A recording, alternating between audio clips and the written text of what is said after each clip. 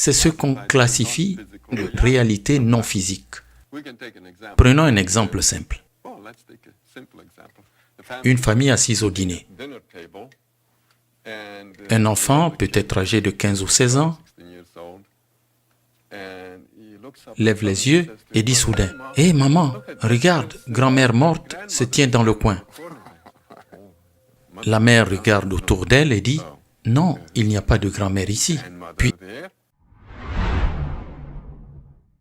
Namasté, je suis José Bert. Et si je te disais que la réalité que tu vois chaque jour n'est qu'une infime ouverture dans un univers bien plus vaste. Aujourd'hui, je vais te présenter un homme extraordinaire, Itzhak Bentov, un ingénieur, un inventeur, mais aussi un explorateur de la conscience. Son parcours est unique. Il a contribué à des avancées médicales majeures, mais il s'est aussi aventuré dans les profondeurs de l'esprit humain, là où science et mysticisme se rencontrent. Dans les années 1970, il a donné une interview rare où il explique comment l'évolution ne concerne pas seulement nos corps, mais surtout notre conscience. Ses idées fascinent mais dérangent. En 1979, il meurt tragiquement dans un accident d'avion. Certaines spéculations troublantes disent que ses travaux ont été repris dans l'ombre pour alimenter des recherches secrètes. Alors, accroche-toi vraiment, car ce que tu vas entendre est loin d'être une simple interview de télévision. C'est une vision radicale de ce que nous sommes et de ce que nous pourrions devenir. Bonjour et bienvenue à Nouveau Ciel, Nouvelle Terre. L'année dernière, nous avons fait un programme avec Itzhak Bentov, le chercheur basé à Boston. Il étudie la relation de la conscience et le cosmos. Il a écrit un livre intitulé « Stalking the Wild Pendulum » à la poursuite du pendule sauvage. Ce livre est devenu en quelque sorte un best-seller parmi les gens intéressés par la relation entre la conscience et le cosmos. Et nous voulions une fois encore avoir l'opportunité ce matin de parler avec M. Bentov. Ben est un homme merveilleux, aimant, gentil, courageux, courtois, vrai, toutes ces autres qualités que vous pouvez nommer. La chose intéressante à son sujet est qu'au fil des années, il a mené des recherches sur la conscience. Le sous-titre de son livre est « La mécanique de la conscience ». Et ce dont nous voulons parler aujourd'hui, c'est d'un aspect particulier, l'évolution de la conscience. Il n'y a probablement aucune théorie qui ait eu plus d'impact sur la pensée occidentale que la théorie de l'évolution, développée par Darwin au milieu du XIXe siècle. Depuis ce temps, toute notre pensée a suivi l'idée que, d'une certaine manière, nous avons évolué en tant qu'êtres humains pour devenir ce que nous sommes aujourd'hui. La question que je veux vous poser est, où nous situez-vous maintenant dans ce développement évolutif? Nous pouvons dire que si nous prenons les théories de Darwin comme correctes, alors nous savons que nous avons évolué depuis les singes vers les humains. Et maintenant, nous sommes finalement arrivés à un point où nous sommes humanoïdes dans notre forme. Nous avons une colonne vertébrale verticale, nous sommes raisonnablement intelligents, nous pouvons appuyer sur les boutons de la télévision, conduire des voitures, etc. Et ce que j'aimerais faire, c'est peut-être dessiner un petit diagramme. Mais ne vous inquiétez pas, ce n'est pas très scientifique. Laissez-moi dessiner ce qu'on appelle une courbe en cloche, qui ressemble à ceci. Elle est utilisée pour décrire des événements aléatoires. Et la manière dont cela fonctionne est la suivante. Supposons maintenant, prenons la situation suivante. Imaginez une petite ville qui a peut-être 1000 habitants. Et nous avons ce grand désir de découvrir quelle est la taille moyenne des gens dans cette ville. Alors, nous sortons avec une règle et commençons à mesurer ces personnes. Eh bien, nous constatons qu'un très petit nombre de personnes mesureront environ 90 cm. Et un très petit nombre d'entre eux mesureront peut-être 2 mètres 10 ou 2 mètres 30. La majorité de la population sera quelque part ici, c'est-à-dire la taille moyenne. La taille moyenne de ces personnes sera d'environ 1 mètre 70 ou 1 mètre 75. D'accord. Ce que nous voyons ici, c'est que cette courbe en cloche nous donne une bonne image de là où se situe la majorité de la population. C'est cela qui typifie une population. Nous pouvons aussi utiliser ce diagramme pour décrire l'évolution. La majorité de la population aujourd'hui est ce bipède plus ou moins intelligent.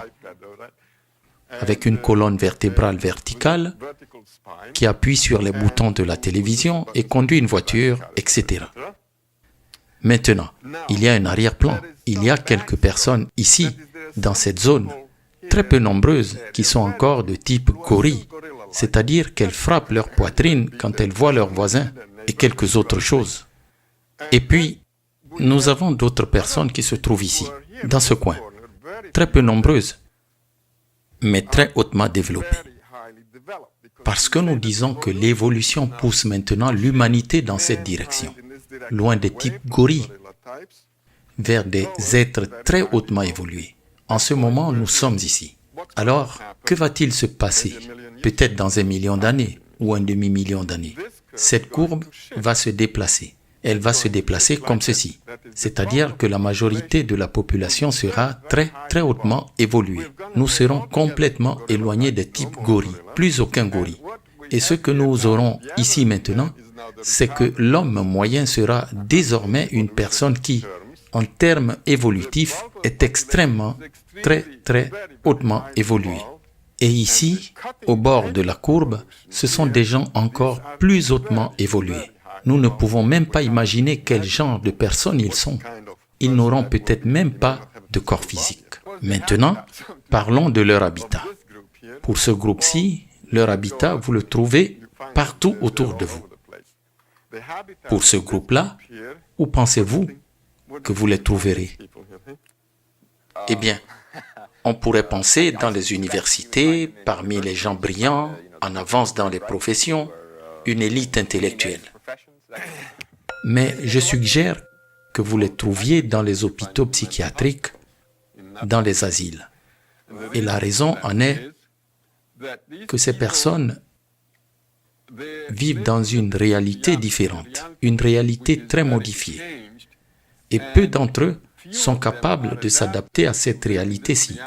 Donc, naturellement, ils ne peuvent pas bien fonctionner. Alors, le seul endroit sûr, le seul bon endroit pour eux, c'est l'hôpital psychiatrique, à moins qu'ils puissent intégrer leur vision différente de la réalité à leur vie quotidienne. S'ils peuvent l'intégrer, alors nous avons des gens comme Newton, comme Darwin, ce que nous appelons des génies. La question que nous n'avons peut-être pas encore abordée est qu'est-ce qui évolue réellement? Disons-le ainsi, c'est le système nerveux qui évolue. Et le système nerveux est soutenu par un squelette d'os, de muscles, de tissus, etc. Maintenant, le système nerveux est ce qui nous donne l'image de notre réalité. Cette réalité que vous voyez autour de vous, les fleurs, les chaises, les microphones, la tasse de thé, nous est donnée par nos sens. Nous ne voyons pas la lumière qui est au-delà de l'ultraviolet et de l'infrarouge. Nous n'entendons qu'une échelle limitée de vibrations.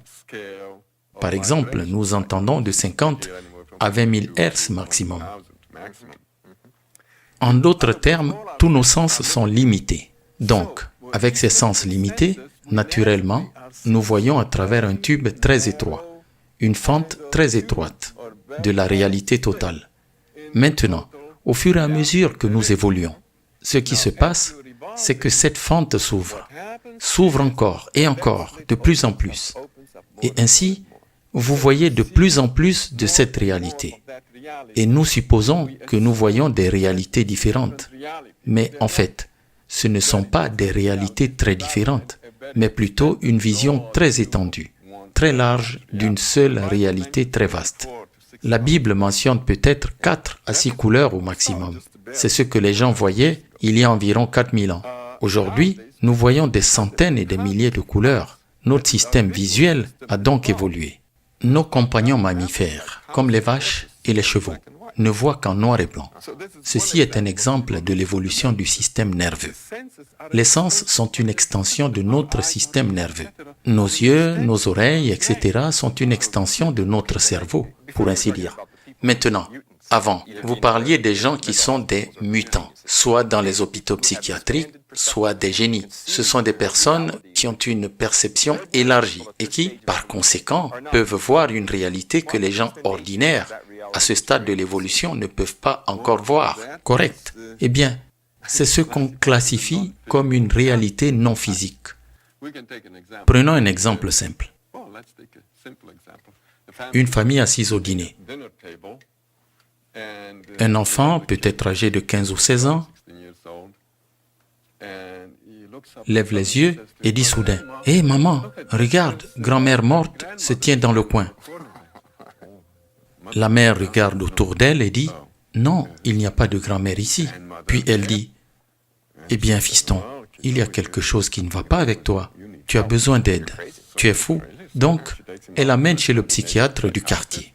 Et là, même chose. Le psychiatre lui demande ce qu'il voit. Le garçon dit, « Eh bien, vous ne voyez pas, docteur, là-bas, dans le coin, vous ne voyez pas cette personne debout ?» Le psychiatre regarde et dit, « Non, il n'y a rien. » Alors le psychiatre conclut, « Oh, jeune homme, tu as des problèmes. » Puis il rédige une petite ordonnance, peut-être des tranquillisants ou des électrochocs, et très vite, en 2 semaines, le garçon est de retour en forme, très normal, et il ne voit plus rien du tout. Ainsi, le processus a été inversé. Ceci est appelé un épisode psychotique ou une rupture schizophrénique, ou peu importe le nom.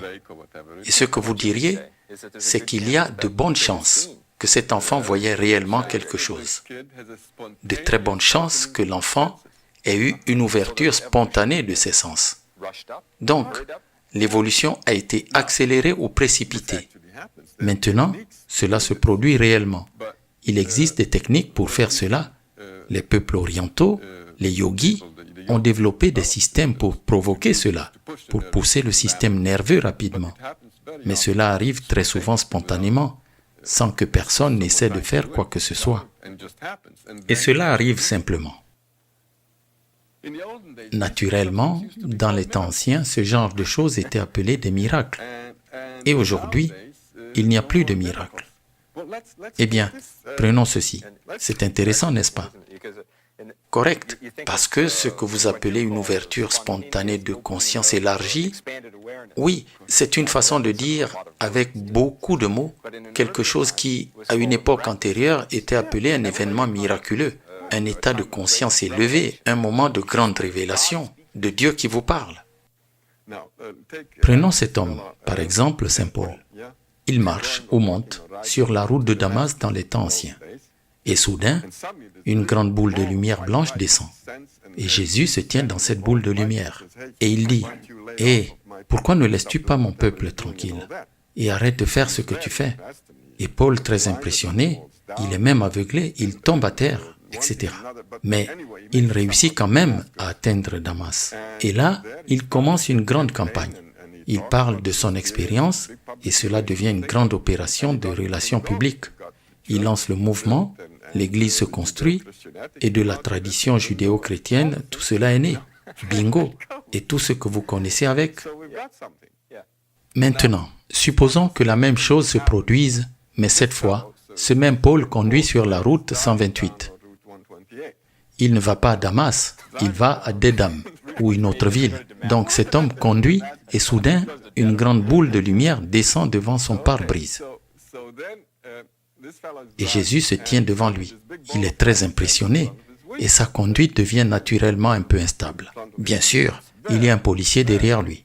Le policier l'arrête sur le côté de la route et lui dit « Monsieur, puis-je avoir votre permis et votre carte grise ?»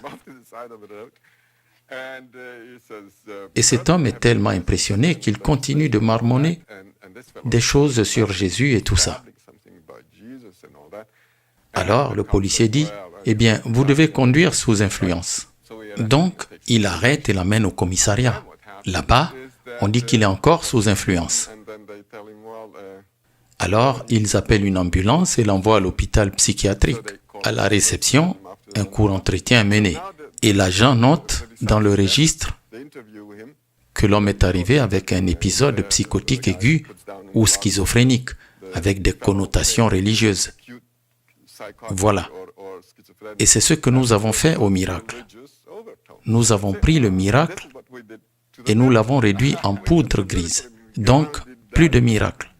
Tout le monde se plaint qu'à l'époque biblique, à chaque page de la Bible, il y avait un ou deux miracles. Et maintenant, il n'y a plus de miracles. C'est ce que nous faisons aux miracles. Nous les aplatissons. Qu'est-ce qui évolue? Vous parliez du système nerveux qui évolue.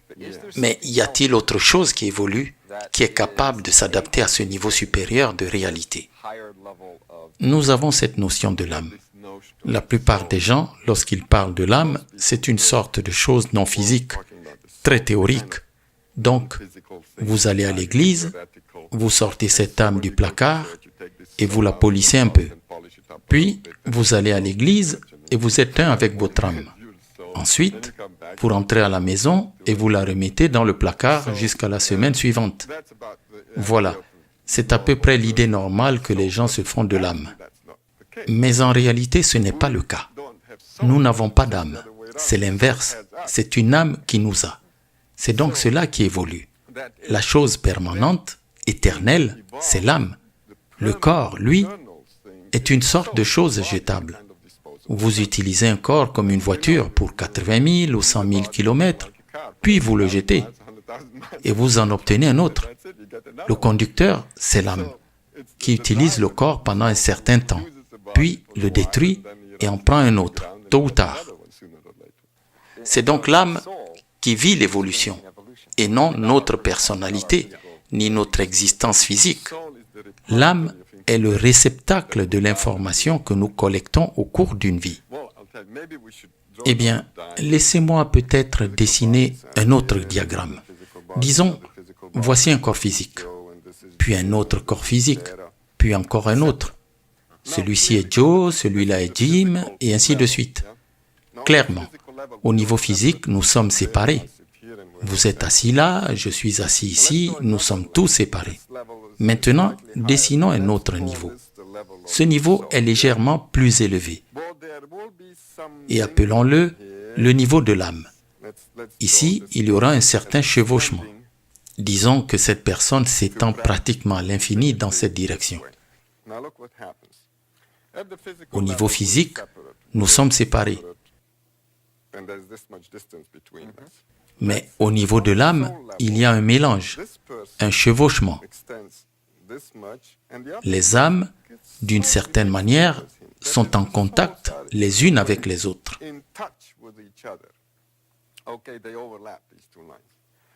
Maintenant, allons à un niveau plus élevé. Appelons-le le niveau du soi supérieur, qui est une sorte de patron de cette âme. Là, ce que nous trouvons, c'est que le soi supérieur de cette personne s'étend largement, et celui de l'autre personne aussi. Il y a plus de chevauchement entre eux.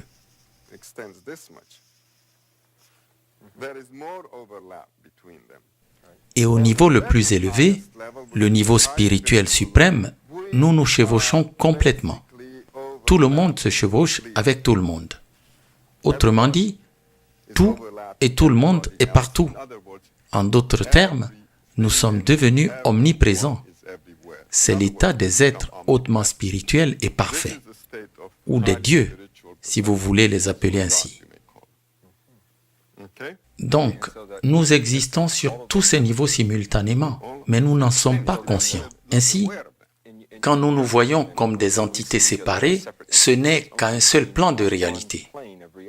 Correct. Et donc, que nous le voulions ou non, nous évoluons tous vers la divinité. Mais cela prend des éons. Alors, ne retenez pas votre souffle. Est-ce que c'est cela le but de l'évolution? Naturellement. Parce qu'à ce moment-là, vous commencez à comprendre comment fonctionne le système. Et l'une des bonnes choses à propos du système, c'est que le système veut vous enseigner à propos de lui-même. Bon système. Que veut-il nous enseigner? Eh bien, si vous êtes omniprésent et omniscient, c'est l'état que le système veut que vous atteigniez. Parce que le système est une intelligence, un système de collecte d'informations. Et il distribue aussi librement cette information. Dans votre vision, oui, nous avons tous commencé quelque part il y a très longtemps, avec une sorte de matière indifférenciée qui, lentement, au fil de millions et de millions d'années, a évolué jusqu'à un organisme très complexe que nous appelons aujourd'hui un être humain. Cet organisme a un système nerveux, que nous comprenons aujourd'hui comme étant sensibles à certains niveaux de réalité, par nos yeux, nos oreilles, notre nez et nos autres perceptions sensorielles. C'est ce que nous appelons la réalité matérielle ordinaire, qui nous permet de conduire des voitures et de faire notre travail chaque jour. Cependant, il y a un mouvement évolutif qui continue à nous pousser au-delà de là où nous en sommes aujourd'hui. Et ce qui est poussé, c'est notre âme. Et à un certain moment, nous aurons ces expériences de conscience élevée, dans lesquelles des réalités supérieures sont non seulement vues, mais vécues. Et finalement, nous entrons dans la perfection, que nous le voulions ou non. Pouvons-nous accélérer cela en le faisant? Oui, vous utilisez des techniques méditatives qui poussent le système nerveux beaucoup plus vite que le rythme évolutif normal. Ces techniques sont très disponibles. Mais vous n'avez besoin de rien faire. Cela arrivera de toute façon. Cela arrivera. Quelle vision! Une très grande, brillante. Itzhak Bentov n'était pas seulement un ingénieur de génie ou un chercheur visionnaire. Il était un éclaireur. Un de ces rares êtres capables d'ouvrir une brèche entre la science et la conscience et de nous montrer que l'évolution ne s'arrête pas à la biologie, mais qu'elle se poursuit à l'intérieur de nous. Ce que tu viens d'entendre n'est pas seulement une interview des années 1970, c'est un rappel. Nos sens ne captent qu'une fraction de la réalité. Et notre véritable voyage à chacun est d'élargir cette ouverture. Alors, que tu choisisses de l'appeler intuition, âme ou conscience, la question est simple. Es-tu prêt à évoluer vers une vision plus vaste de la réalité? Si cette vidéo t'a inspiré, partage-la, parce que plus nous serons nombreux à élargir notre regard, plus vite ce futur deviendra notre présent. Que celui qui renouvelle les mondes à chaque instant soit toujours la source inépuisable de ton inspiration. C'était ton ami José Bert sur Fédéralitude, la communauté.